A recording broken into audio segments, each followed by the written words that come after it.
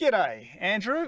Andrew's just back from the World's titles. Andrew's sailed in the World DF65 titles in Sweden. And go boys, how are you?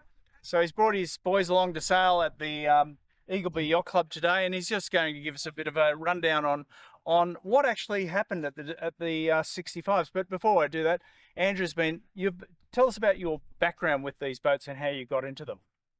I first got into it because we were driving past the lake at Emerald Lakes in Gold Coast there, and I wanted to sail an IOM. I previously sailed an IOM about 10 years ago in New Zealand, maybe a bit longer than that. Yeah. Now, we drove up to the lake and we saw these boats sailing on the lake, and they weren't IOMs, they weren't doing the IOM that day. And so I jumped down and got talking to one of the guys, Graham, and he said, "Oh, you've sailed before?" I said, "Yeah, I used to have an IOM." So he handed me the boat and said, "Here you go, have a try of this." Oh, all right. So jumped on there and I had a race, and I thought, "Oh, this is just like sailing an IOM. These are great." And I said, "How much are these?" And they said, $300. I went, "What?" Wow. Say again? Say again. $300. Not 3,000. Yeah, not 3,000. Yeah, okay. So I went, "Oh, well, I'm getting one of these." Okay. And that was how long ago? That was about 3.5 years ago. Wow. Wow. And so how have you developed your skills over that time? Main thing is practice, obviously, time on the water. It took a long time to learn how to tune the boat. I didn't know anything about tuning the boat, and I learned that off other people, such as yourself. So gradually I got a handle on how to tune the boat. And was it difficult to learn, or was it the same sort of skills as normal sailing? Did you find you could take what you've learned in, I know you sailed small boats as well, racing boats, and you took that and basically copied it to what your sail settings for your 65 to a limited degree? No, all I really knew is that when you went into the wind, you pulled your sails in, and when the wind was behind you, you let them out. I actually didn't learn anything as a kid dinghy sailing, how to set the boat up. Right, okay. I learned everything from sailing one of these. Even the IOMs, I didn't know that much about setting the boat. That's great. So I was really quite a beginner when I came into it. It took a long time to learn how to set the boats up. Watching the YouTube videos obviously helped a good deal. So you've sailed this for 3 years. You've sailed competitively locally and also in Western Australia in the nationals. You did very well there, and then you were ranked in the top 3 or 4 in Australia and went to Sweden for an adventure with your dear wife or your dear partner. And tell us about that experience. Well, it was an excuse for a holiday, really, wasn't it? So a reason to go somewhere. We hadn't been to Europe before, so it was just nice to go. I put my hand up and I was thinking about pulling out a few times, but we decided that would go. But Sweden was great. It was only cold the first 2 days we got there, and then it went from 3 degrees during the day straight up to 20 degrees. Wow. Virtually overnight. It was amazing. Yeah. And we just had beautiful blue sky. Summer just turned up. It was wonderful. The weather was, And the wind was good? Wind was perfect. The conditions I like. Light airs, yeah. I noticed. And the conditions for you were superb because you basically had used to those light air conditions, and your setups were very good for those conditions, and you basically excelled. I mean, I've got to say, watching the videos, you were always up there in the top 3 or 4 boats. So what were your sort of settings in a day like this, which is about 10 kilometers? How would you set your boat up? Just give us a bit of a rundown, and maybe even pick your boat up and just talk through some of the things you do to make sure your boat goes fast and goes well.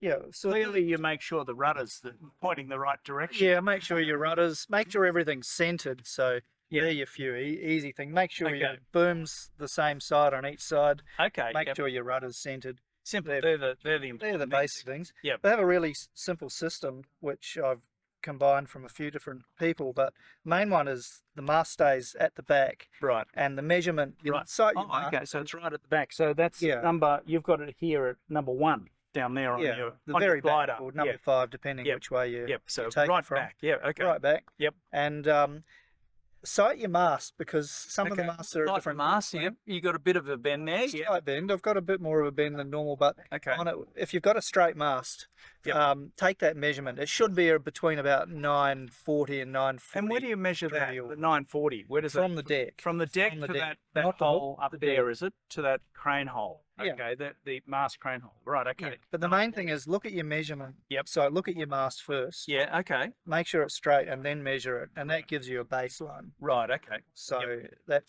I would just always make sure you got a fairly straight mast, maybe a little bit of bend in it. And let's just go through your standard measurements, like your boom and where's your main boom set out? How far out from the centre line?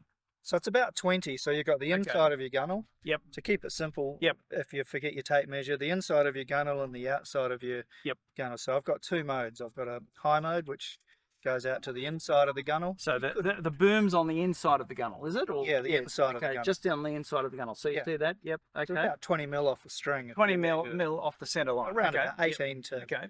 And 20. And then I've got a low mode, which lifts it, pushes it out to the outside of the gunnel. okay. Right. What's Okay. the low mode for? So the low mode is Strong breeze. strong breeze. So you don't need to let as much.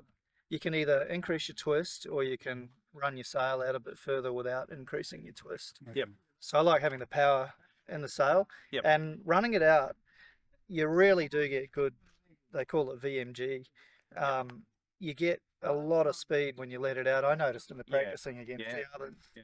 So don't normally sail with the boom out, and I just started doing that going into the Worlds, and it was really fast. It was much faster than all the other guys. The at practice. Swedes, in particular, Tim 117, who's the world champion, he basically ran it like that. He ran a tight leech, very tight leech with about 15, like a finger width of a twist on that leech, main leech, and he basically ran it out to the the edge where you were talking about, basically.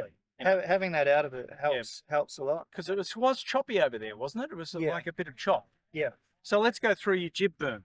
Okay, so the jib boom, the start is just on the outside of this deck eye. See this deck eye, which runs there? See the deck eye there, guys? Just on the outside of it. The inside edge is on the outside of that, is it? Yeah, that's right. The inside edge. Okay. The inside edge of your boom is on the outside of the deck eye. Yep. Okay. Great. Great. So Which is about what, 40? yeah, about 40. Okay. 38 to 40. Which is your traditional sort of measurement, which is on the inside of the boom to the inside of the mast measurement here. Yep. It's about 42. And that's high mode. Okay. And High mode. on low mode, you push it out. It's just on the inside of the gunnel. So just on the inside.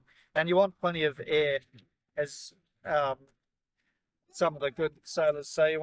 You want the breeze to be able to get through without backwinding this part of your sail. Yeah. So you're running roughly 25 to 35 off the string. Off the the string there, which is about 50 to 65 probably on the yeah. Okay. between here and Right. Okay. Yep. the two other things to worry about. So your tension and your foots and your sails. Yep. But generally that's a fairly basic setup. All you need to do is adjust. We're doing the foot here, so the jib foot's about what? So I start 30 and 30. 30 and 30. That's the middle of Right. Okay. A plus. Yep. But when there's chop, you want more foot. in Yep. your So jib. 35. Yeah. Okay. And then And flatten the main when the breeze comes in. the depth in the main in your mainsail depends on the wind. Yep. So it can be out to about 40 depth and light, really light. Yep. Winds and into about maybe 20 in Okay. heavy weather. Yep. Okay. So, so if the wind's high, flatter sail. If the wind's really light, then you want a fairly deep sail with lots of power in it. But 30 and 30 is a really good time, a really good all-round setting. If you want a basic setup, just go 30 and 30, you're done. Yep. Okay. And then your tension, loose tension in light weather and Okay, fairly so tight. And Your cunningham is loose and your jib luff is relatively loose as well, is it? yeah, Yeah, you can fit a finger through there. Yeah. There you go. Okay. Yep. yeah, that doesn't tighten up, but I haven't Yeah. found that it Okay. makes too much difference. Did you have a question? Yeah, I do. You're talking about setting your boom and say, for instance, at 18, Yep. right, 20. taking it out to the outside of the boom. Do you set that with your lift control or you have it permanently set I've got a So- switch. so you can't? So there's a switch. So see that switch on the top left? Top left, that one. Top one? Yeah, so flip that. Click that. It's going out. Yeah. Flick it And back in. that'll go out. Yep. So if you look at that. So if you that look back at up. Yep. Flick. Flick. There you go. Oh, Flick. I need one of them. Yeah, you need. Just need one. Yeah. Yeah, well, most of Yeah, them. you Most of flick them. it. Yeah, most So people just you a only flick. flick the switch a little bit, Yep. then it only goes out a little way, but it'll stay, it returns to that spot over Yeah, it's constant. You want Yeah, it's Yeah, that's what I was wrong, yeah. rather than playing with it on your Yeah. controller, you don't know how far around it is, can't see. So mentally, how did you prepare for these? Like we've gone through the measurements basically, and we're pretty happy with that. But talk about your mental preparation and your pre-start, understanding the course and your strategies going forward. Yeah, First, so understanding the course, the simple mistakes that you need to just eradicate. One is understanding the course, so knowing for sure what the course is. The other one is making sure your boat's all set nicely. You've got your batteries are fresh. Where did you put your batteries in particular? Because you said it was really choppy there, and you had a lot of hobby horsing issues. Yeah, so I had to move the battery back. How far back did you move it? Probably about 10 to 15 mil past the little box inside. So Okay. move it back so you got about 2/3 of the battery on something, and the back part is just behind the keel box area. Mm-hmm. And that gets you going smooth. It stops the boat bouncing up and down in the chops. So what critical things did you do which made your performance? Like I know in day 4, you went from basically from 23rd in the series to basically second in the series at the end of day 4. But day 4, you were basically winning the series. You got 2 firsts, 2 seconds, and a third out of 5 races. It was sensational, and you left the fleet behind. What did you do? What was your critical thinking which actually improved that sailing performance? That was in the finals day. Yeah. I think I had the boat set pretty well. I knew I had good boat speed. The turning point in the regatta was actually a couple of days earlier when I got stitched up in a race, and I was actually really angry. Yep. I was bloody annoyed, and I wasn't doing very well. And the next race I went, you know what, bugger you guys, bugger the lot of you. I'm going to be really aggressive on the start. I'm going to hit the start bang on. Okay. And that race I came out and I went finish. Right. And so I tried to grab that anger about 10 races after, and then after that I went, you know what, you can't just rely on being angry. You've got to start. Starts were crucial, and I wasn't getting good starts for a lot of them. Right, It was hard. You had to hit it bang on. Yep. But making sure your boat was going, but it was quite. Right. There wasn't a lot of variation in the breeze. So, Okay. but the main ones, when you're in the race, I guess we're moving on to tactics rather than preparation.